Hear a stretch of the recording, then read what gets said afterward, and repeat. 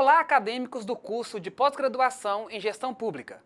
É um prazer estar com vocês para ministrar a disciplina Planejamento Estratégico Governamental.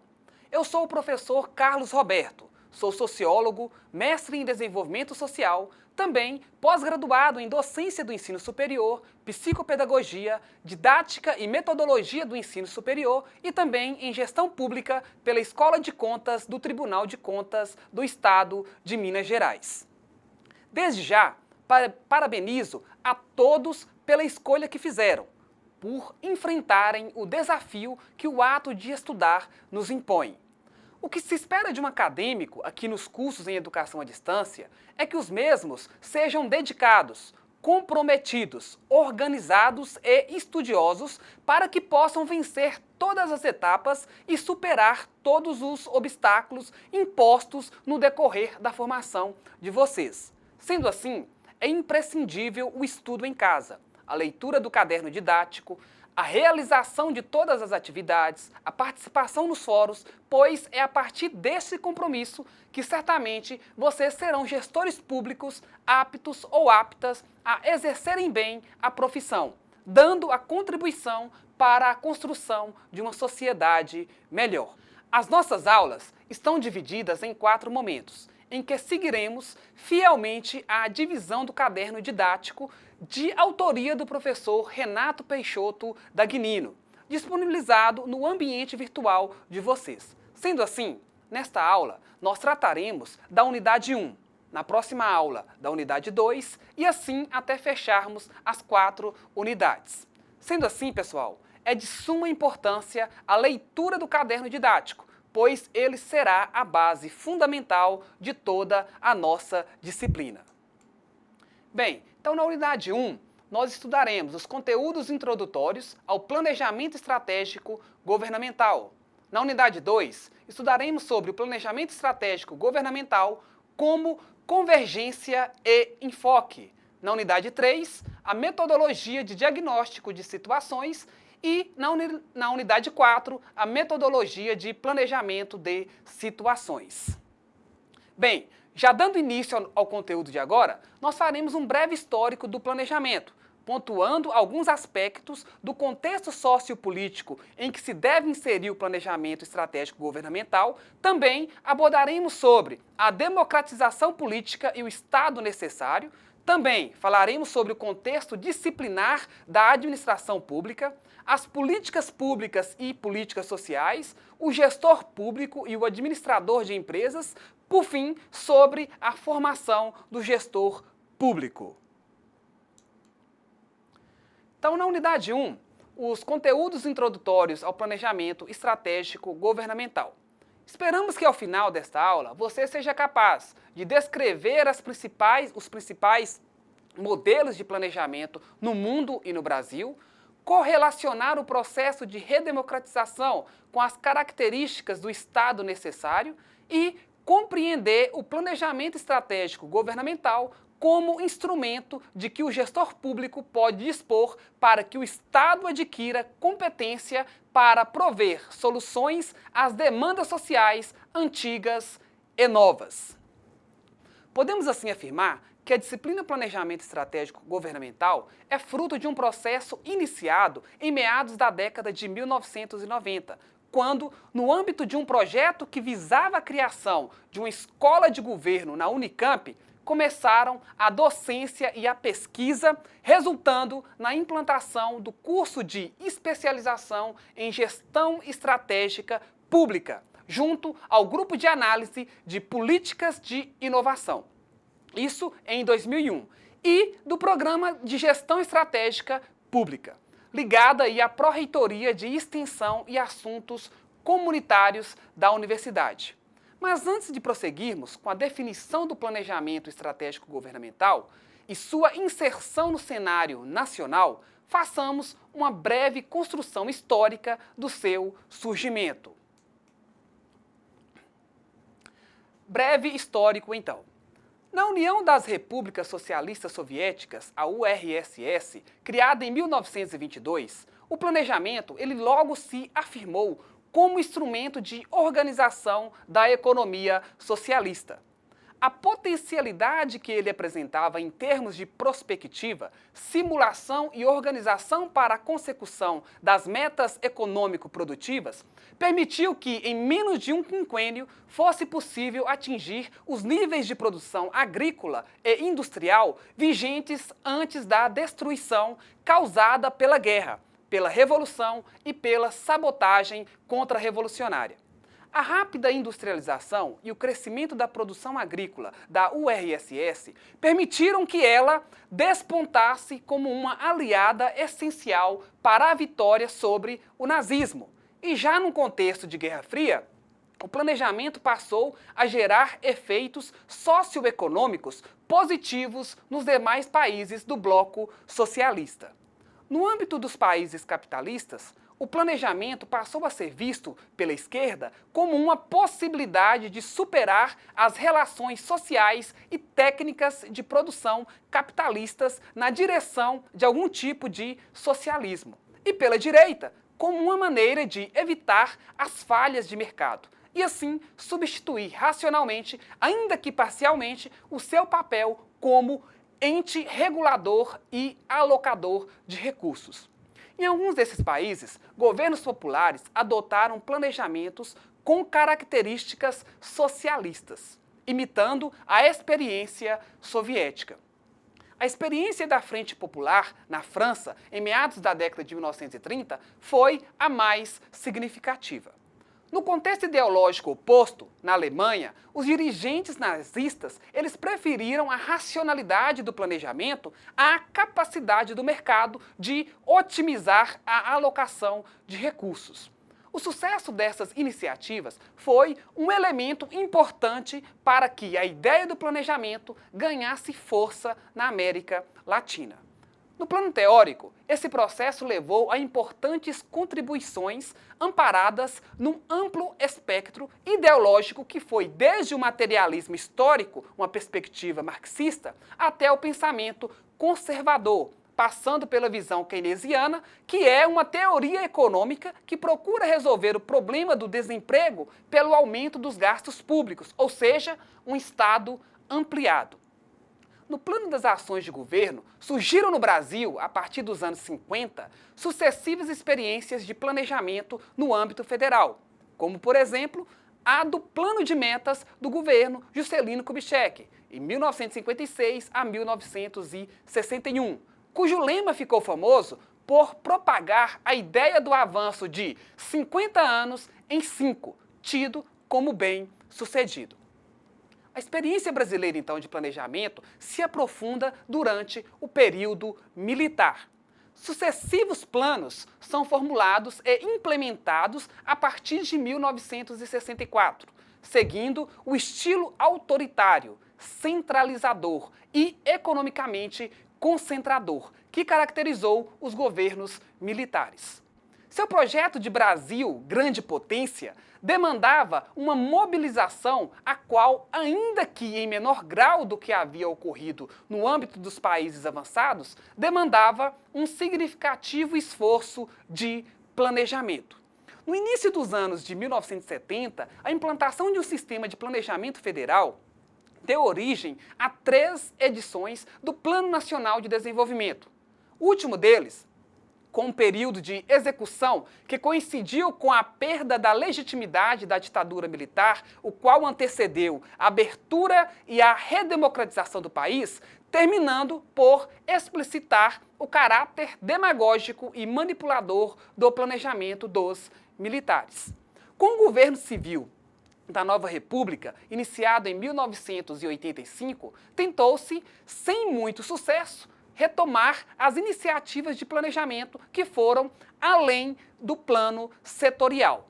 A partir do governo Collor, com a adoção da orientação neoliberal, iniciativas de planejamento no sentido estrito do termo, sobretudo as que visavam a preparar o país e a sociedade para enfrentar um futuro que já se prefigurava como difícil, passam a ser cada vez mais escassas. O contexto sociopolítico em que se deve inserir o planejamento estratégico governamental. Podemos dizer que o contexto brasileiro atual é adverso à adoção do planejamento estratégico governamental como um instrumento de gestão pública. Isso, gente, porque as atividades a ele correspondentes se desenvolveram no interior de um aparelho de Estado herdado, onde o planejamento teve frequentemente um caráter demagógico e manipulador, isso no período militar, ou foi praticamente desativado, isso no período do neoliberalismo, por não estar preparado para atender às demandas que nossa sociedade, cada vez mais complexa, hoje lhe coloca.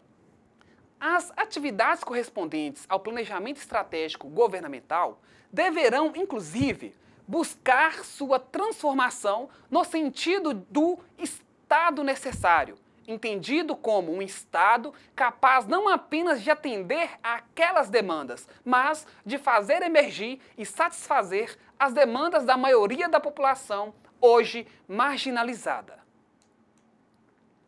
Um Estado que possa alavancar o atendimento das demandas da maioria da população e projetar o país numa rota que leve a estágios civilizatórios superiores. Sendo assim, nós podemos dizer que a perspectiva do Estado herdado por nós é duplamente incompatível com a proposta de mudança desejada pela sociedade brasileira, pois sua forma não corresponde ao conteúdo para o qual deve apontar a sua ação. De um lado, porque a forma como se relaciona com a sociedade impede que ele formule e implemente políticas públicas com um conteúdo que contribua para alavancar essa proposta.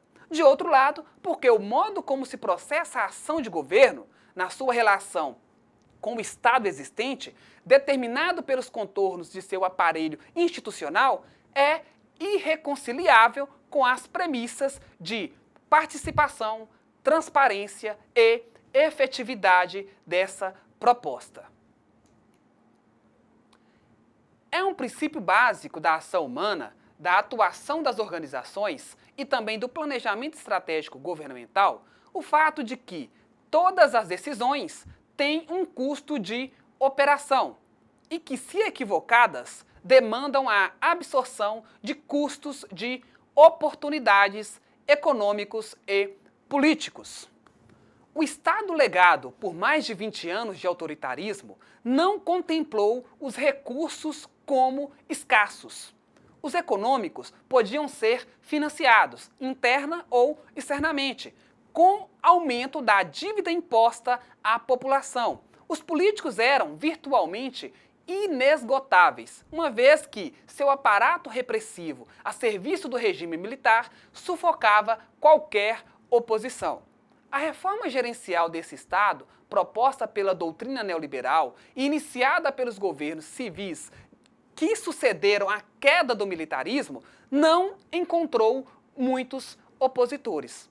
O mais conhecido expoente da proposta de reforma gerencial do Estado brasileiro é Luiz Carlos Bresser Pereira. Para a direita, a questão era inequívoca. Não havia por que defender um Estado que ela considerava superinterventor e deficitário. Já para a esquerda, que tinha participação do fortalecimento do Estado nacional desenvolvimentismo, a questão era bem mais complexa. Ela o entendia como um alicerce contra a nomeada dominação imperialista.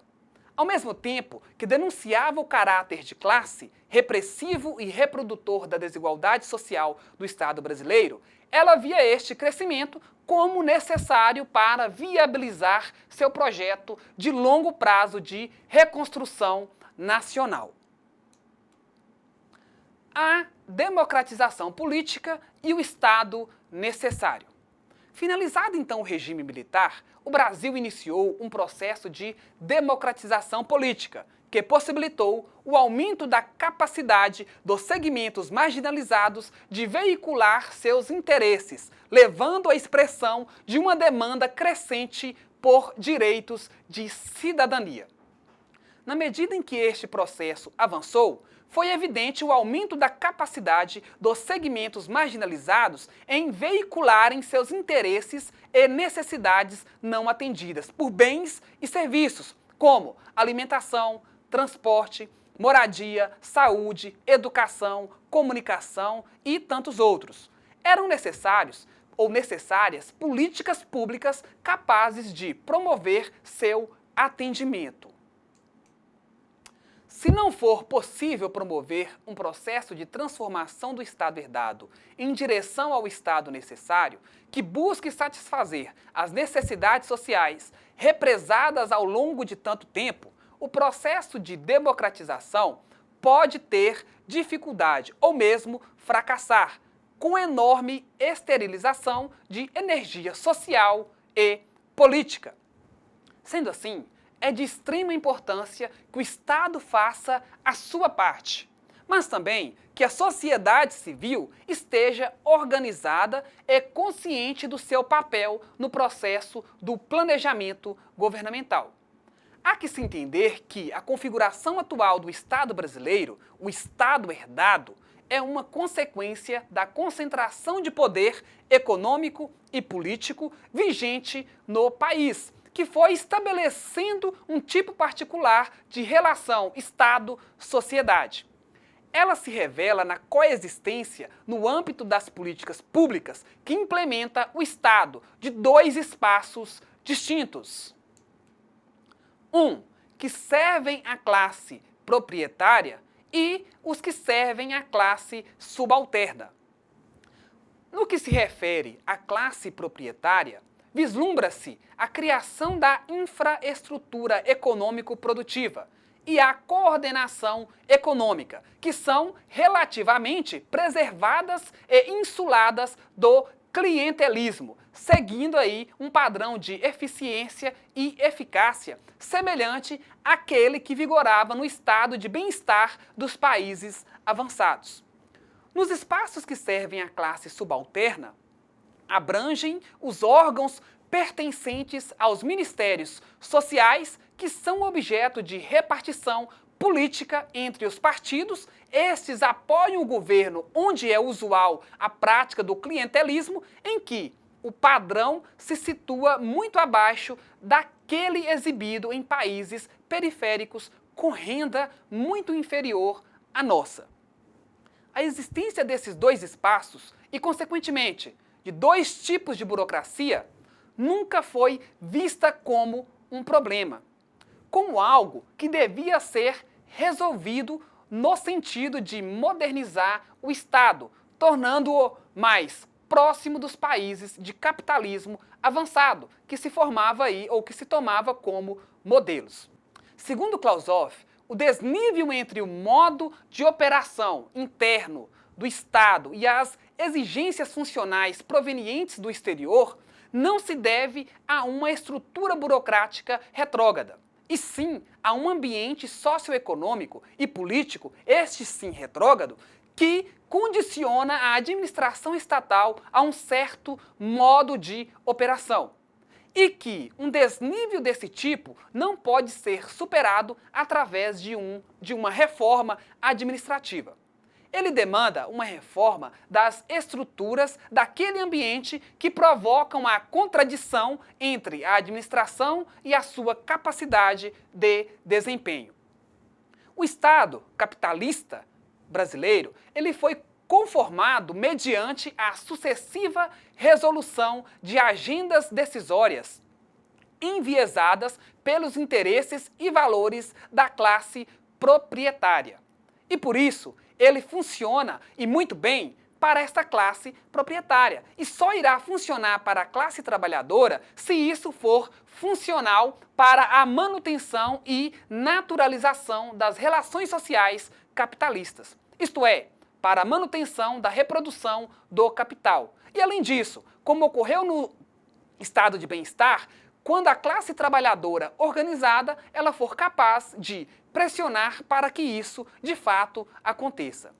A proposta de promover a transição do Estado herdado para o Estado necessário começa na mobilização de um ciclo virtuoso, que vai da capacitação dos gestores públicos para a transformação das relações Estado e sociedade. Privatização, desregulação e liberalização dos mercados têm impedido que o Estado brasileiro se concentre em saldar a dívida social e, enquanto Estado-nação capitalista, por certo, assumir suas responsabilidades em relação à proteção aos mais fracos, à desnacionalização da economia e à subordinação aos interesses do capital globalizado. Materializar os processos de democratização e redimensionamento do Estado são desafios interdependentes e complementares que se impõem ao planejamento estratégico governamental. Logo, podemos afirmar que a democracia é uma condição necessária para construir um Estado que promova o bem-estar das maiorias. Sem a democracia, não há participação e transparência nas decisões. Não há planejamento participativo, avaliação de políticas, prestação de contas. Não há responsáveis. Há impunidade. Mas a democracia, se restrita a um discurso político genérico e sem correlação com a ação cotidiana de governo, pode degenerar num assembleísmo inconsequente e irresponsável, e numa situação de descompromisso e ineficiência generalizada. A construção do Estado necessário e o planejamento estratégico governamental.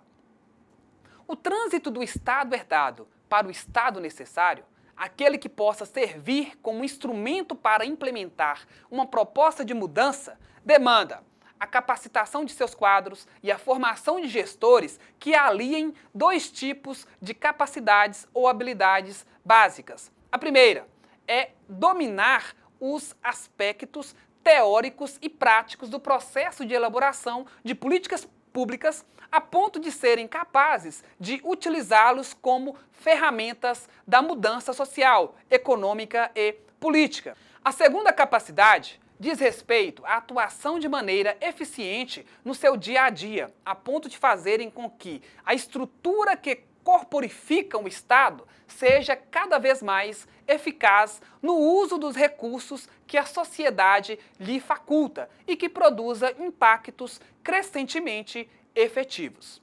No Brasil, a maneira como tradicionalmente se definiam e caracterizavam os problemas que o Estado deveria tratar ficava restrita ao que a orientação ideológica e o pensamento político conservador dominante eram capazes de visualizar. Sendo assim, as características do Estado herdado faziam com que as demandas da população se tornassem assuntos genéricos, nacionais, a serem resolvidos mediante distribuição dos recursos arrecadados de forma centralizada.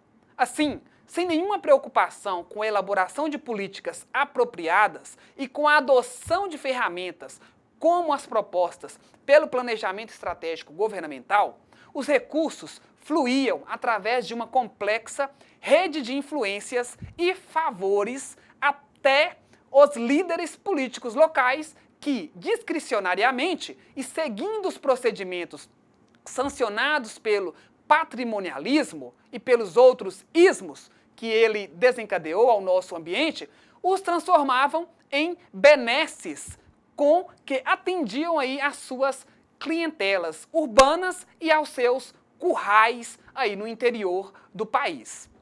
Essa situação perpetuava e retroalimentava um modelo de planejamento governamental e de elaboração de políticas que era não apenas injusto e genérico, era também inócuo, uma vez que as verdadeiras causas não eram visualizadas ou não podiam ser enfrentadas. Este modelo consolidado, além de ser incremental, assistemático e pouco racional, tendia a gerar políticas que eram facilmente capturadas pelos interesses das elites.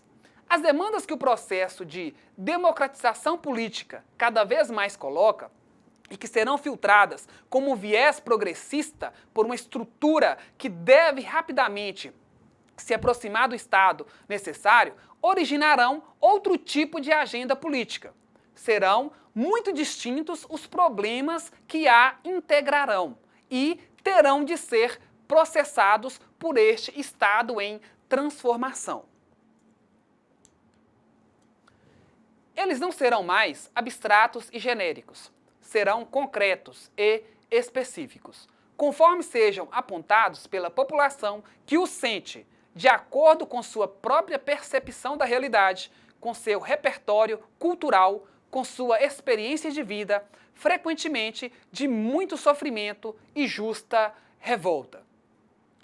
Do ponto de vista cognitivo, esta nova situação demanda do gestor público um marco de referência analítico-conceitual, metodologias de trabalho e procedimentos qualitativamente muito diferentes daqueles que se encontraram disponíveis no meio em que ele atua. O conteúdo a ser incorporado às políticas, fruto de um viés não mais conservador e sim progressista, transformador, irá demandar um processo sistemático de capacitação. Bem, no Brasil, atualmente, é utilizado o termo gestão pública para fazer referência às atividades que têm lugar no ambiente público ou aos conhecimentos que neles são aplicados. A expressão gestão pública tem sido frequentemente utilizada no meio acadêmico para designar um corpo de conhecimentos associado à elaboração das políticas orientadas ao atendimento de demandas sociais, às políticas sociais. A individualização das políticas sociais no âmbito das políticas públicas revela uma concepção de desenvolvimento que entende como separáveis e, por isso, passíveis de serem tratados em separado os aspectos relativos ao econômico e também ao social. Os partidários dessa concepção reforçam a ideia que é útil aos seus interesses de que o desenvolvimento econômico e suas políticas e instituições devem tratar do crescimento econômico, da competitividade e do avanço tecnológico, e que as atinentes ao desenvolvimento social deveriam compensar seus eventuais efeitos colaterais negativos. Essa separação entre duas esferas de políticas, por estar solidamente ancorada na hegemonia ideológica construída pela classe dominante, ela não precisa ser revestida de um aparato legal. Ao conformar um modelo cognitivo que impregna a ação do Estado, ela a naturaliza e materializa a condição subordinada, residual e acessória que possui a política social. Os serviços educacionais, de orientação social, de assistência médica, de ajuda jurídica e outros providos pelas políticas sociais, mesmo que garantidos por lei, geralmente aparecem como favores à população, sendo implantados em conjunturas políticas mais ou menos específicas e cambiantes. As políticas sociais são organizadas em nome da solidariedade social.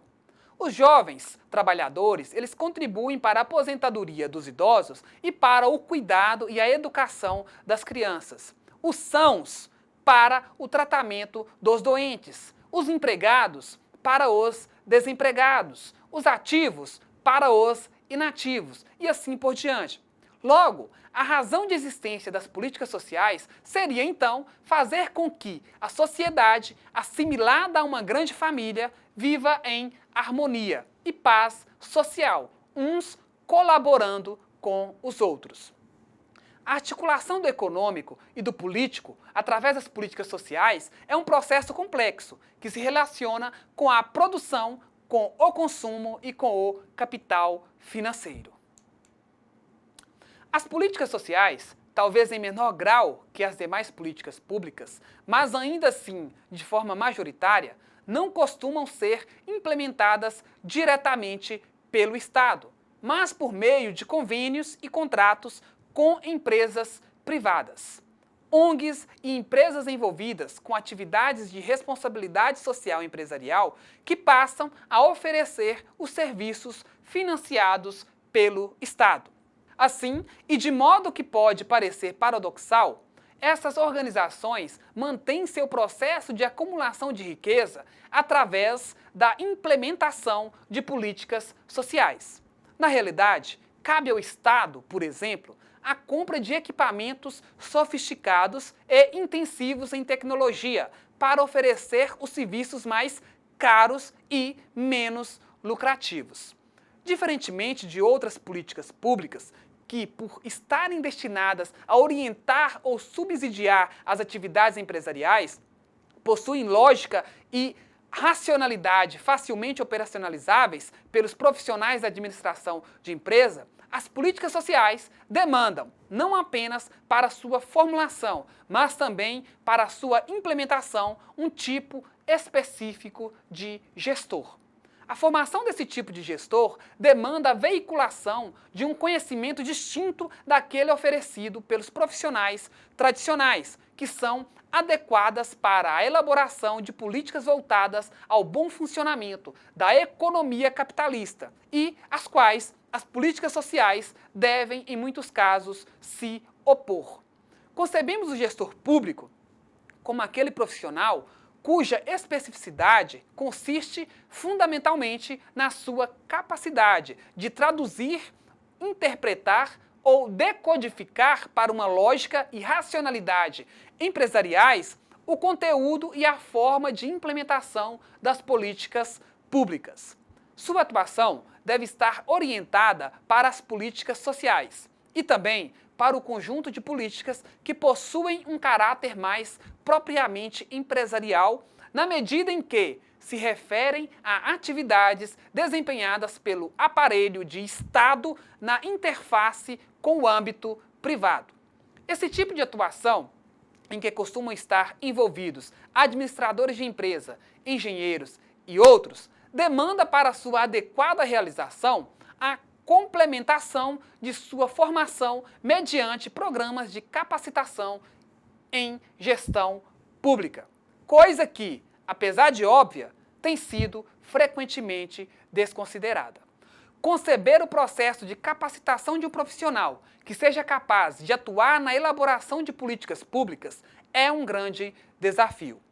O conceito contemporâneo entende que administrar é dirigir uma organização, grupo de indivíduos com um objetivo comum, associados mediante uma entidade pública ou privada, utilizando técnicas de gestão para que alcance seus objetivos de forma eficiente, eficaz e com responsabilidade social e ambiental.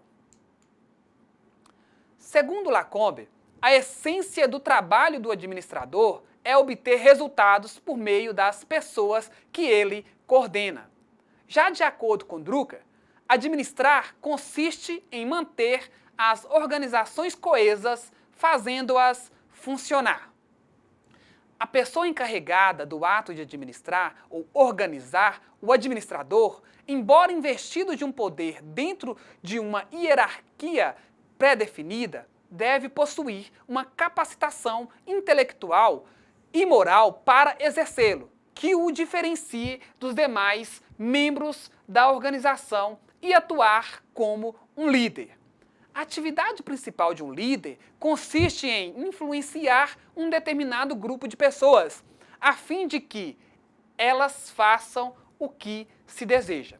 Porém, essa influência ela não deve ser coercitiva e por meio do poder de um cargo, nem tampouco obrigando as pessoas a fazerem o que é necessário. A liderança ela vem assumindo um papel central na administração.